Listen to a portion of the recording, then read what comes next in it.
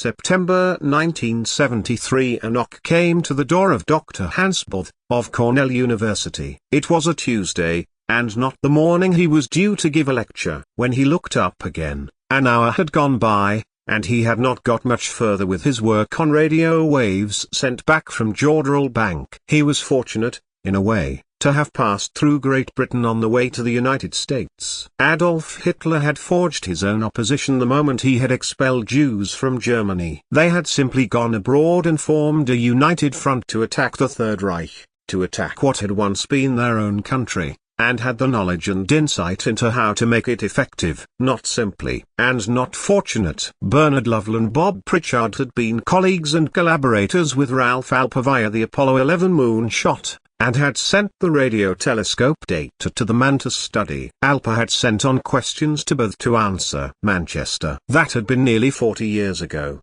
The knock must have accompanied the small parcel that had now been left outside his door. The covering letter was sent by a Mr. Dodman, who had been given the task of clearing out boxes of redundant materials in the Rutherford building. "I saw your name was on these packages while clearing out the belongings of Dr. William Lawrence Bragg, at the request of his son, and rather than throw them away, thought prudent to send them to you. I believe it was you who worked with him." He was lucky, but mused. He was shortly due to leave for Geneva. It was his postdoctoral work on cloud chambers. Blackett, of all people, must have kept hold of them for him, and they had been mislaid. There was his own distinct handwriting, and some other things which seemed to have come from Cambridge. A letter which was unmistakably from J.J. Thomson, instructing someone to coat 3 dozen beryllium oxide plates. Dr. Booth shivered, glad it had not been him. On the back had been another hand,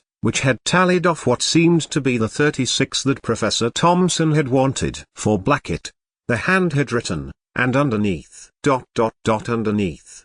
But read the name again. Ashby. Fancy seeing her name there. It had been a long time. Too long that he had seen it, and remembered. A distraught young English woman, trying to deduce why her friend would not see her. Me Lucina Ashby. He had sat her down a broken bar, taken her hands in his. A broken bar told her he was now, and ever would be her friend, but had taught her German, and made her practice. She had liked being at Leipzig, and had been good. She had become a broken bar. A broken bar. She had become a broken bar, yes, until that fateful day. But he had been there too. He had witnessed what they had done, the two of them. There could never be any doubt. He put the package to one side, and went back to the focus of his work, Geneva, and then on to CERN. It had been Victor Weisskopf's request that he come, to view the pan-European particle acceleration and discovery of the structures within atoms, not on a micro scale,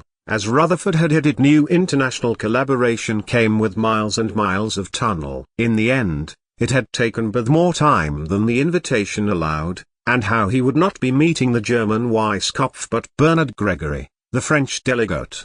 Booth sighed, and reached for his coffee. He would be there. Of course, Professor Heisenberg. It had been his baby. A broken bar theirs. A sudden thought came to Dr. Booth, and he stood up rather too quickly. Coffee spilled all over his desk, and he just got out of the way in time. She had asked him to keep it safe for her. Dear me Lucina. It promised her what he himself had lost in 1933. They had been there, together, at the university. In the lecture hall. He on the grand piano, as she watched, listened, the two of them together as if no one else was alive in the whole world. It had been Booth who had kept me Lucina's document, and it had come all the way with him to California, via Sweden, Great Britain and New York. First a broken bar. It had been a very long time since Booth had thought of either of them, and it was, yes, right in a copy of Lawrence Waves. Of all places, she had given it up for her position. For Wehler. Hans Booth was staring at the book before he realized that his brain had told him to go to the shelf at the back of his office and lift it down and open the pages. Yes, it was still there. It was a broken bar,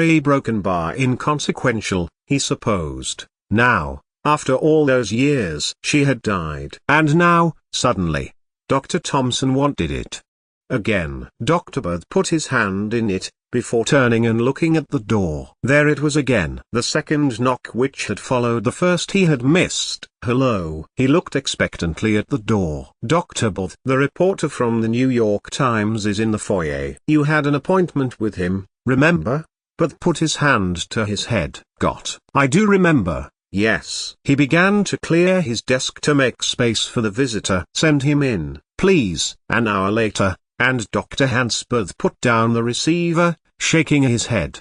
Dr. Goudsmit had the same reporter in his office too. "And, are you gonna send it, Hans?" Samuel Goudsmit asked, closing his eyes, and seeing an image imprinted on an image, of a woman, so far ago in the past that she could have been a dream. "If it will help, then yes," Dr. Booth told his former colleague. Then asked, "Do you believe she was guilty?" "If you're asking me, then I gotta say number. No one would have done what she did." "You knew her once," Booth told Goudsmit, "before that wretched war." He closed his eyes, and thought back to Leipzig, of days in the laboratory and the library, and Melusina Ashby's face, her quiet steel as she pursued beyond what she had ever dreamed of, before she charged back into her homeland and did the unthinkable. "Samuel, we're all changed now." 88,888,888 April 1972. It's so very good of the Marchioness to write to you, to let me stay. The air was clear here, in Newport, the air less heavy, less hot than New York City. Yet it had been Harold Levinson Jr. who had taken Janet's bag and held the door on his 1963 Jaguar E-Type, imported from Great Britain, and had swung the door closed before handling the gear stick like a native of her country. The leather had smelled fresh, the wood trim was expensive, the chrome was solid. This was, as the Yanks called it, the real deal. "I betcha have a lot of trips in sports cars at my cousin's house," Mr. Levinson told Janet, as they crossed the Brooklyn Bridge and headed downtown. Above them, the two identical towers of the World Trade Center were nearing completion. Cranes hovered near the top as lights flashed. "I own AM," Harold Jr. told her, conversationally. "Well, the top few floors of number 1, he added, dissolving under the weight of Janet Barrow's skeptical look. "Say, will you have dinner with me this evening?" He reached for the gear lever, his hand inches from Janet's knee. Janet shifted her weight to the left, so both of her knees were resting together and against the inside of the Jaguar's passenger door. "I'm meeting my publisher, Broken Bar Novaka Broken Bar." Janet glanced at her notebook. "I'd be grateful if you could direct me to Broken Bar, West 40th Street. A blur of scenery, and New York's famous skyscrapers loomed around them for a moment, like a concrete Nordic forest, closed in, stifling. Then they were out into the grounds around Central Park. "The Herald?" Harold Levinson asked her. "I think my cousin may have it wrong. That building closed about 5 years ago, along with the newspaper. The Daily News is what you want. 102 West 116th Street. Kurt Novak is the publisher." He watched Janet turn over her pages, then glance out of the window. She looked at Harold Levinson Jr. "The Marchioness must have meant the Daily News then," Janet told him. "I'm a Broken Bar very grateful for your kindness, Mr. Levinson. I don't think I could have done this without you." "I don't think Kurt could do this without you," Harold Jr. told her. 18 months on my cousin's publication and an insight into British things that none of the Big Apple hacks could ever do. It's authenticity the public want, Miss Barrow," he added, as they wove their way around the city's grid lines. "The country has been fighting the war in Vietnam for more than a dozen years, boys are going out there and not coming back, and the media is being scrutinized for propaganda. Frankly, tea parties on the lawn, castles and the goings-on of Princess Margaret are what the public is crying out for." The car came to a halt outside a very tall building. Old, at least turn of the century, it was dwarfed by buildings which were truly skyscrapers. "I can do that, Mr. Levinson," Janet told him. She paused, as he pulled over and got out, holding the door for Janet. "Good luck, kid," he told her. "I'll be here in a couple of hours to collect you, and show you my New York apartment where you'll be staying." He saw the look on her face. "Alone, The place is all yours while you're here. I told the butler to move up to Rhode Island and get my place ready for the summer. He watched Janet appraise the building. Lovely, ain't it? Nearly 100 years old. Lovely stonework. Not like today's modern scrapers. He nodded in the direction of the two matching towers at the World Trade Center. Janet thanked him, then headed towards the doors and into the foyer. British Light reporting. Well, what else did she expect? There was any number of American journalists to write about American subjects. And then, to Madison Avenue as soon as she most politely could. Scientific American. Not that she knew much about what they published, perhaps Christopher would, or her father. But it was the who, not the what, she wanted from that address. Later, she would meet Samuel Goudsmit, one of the scientists who discovered that electrons had spin, who had been part of the raiding party collecting European scientists as the Allies advanced over the continent, who had handed over the scientists at Hagalosh to the British, who had handed her grandmother over to the Irish in alliance with the Germans. Yes, Janet Barrow had discovered a great deal about Milo's past, but not nearly enough. Not yet. Her take would be an interview that covered the British role in a war that had been won, with plenty of deference to the Americans. Of course, she had some very specific questions she wanted answers to. Enjoy yourself,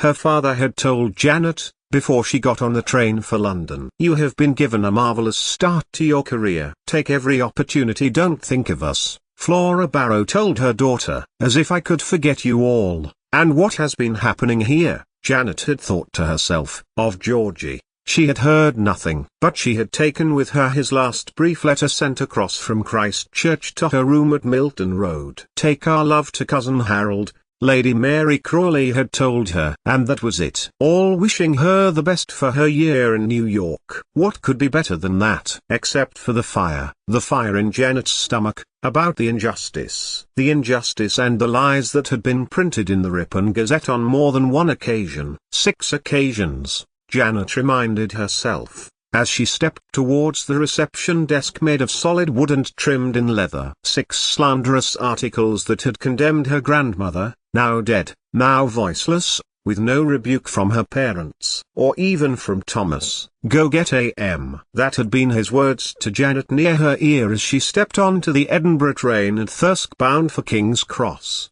before kissing her swiftly on the cheek. Thomas Barrow, her father's father. Thomas could not have been more of a father to Ernest than he had been. But, more than that, Lucina could never have had a greater champion. He knew that scientists with whom Milo had worked in Germany now lived in America. Janet was determined, for the sake of her poor, dear grandmother's posthumous reputation, to get them all.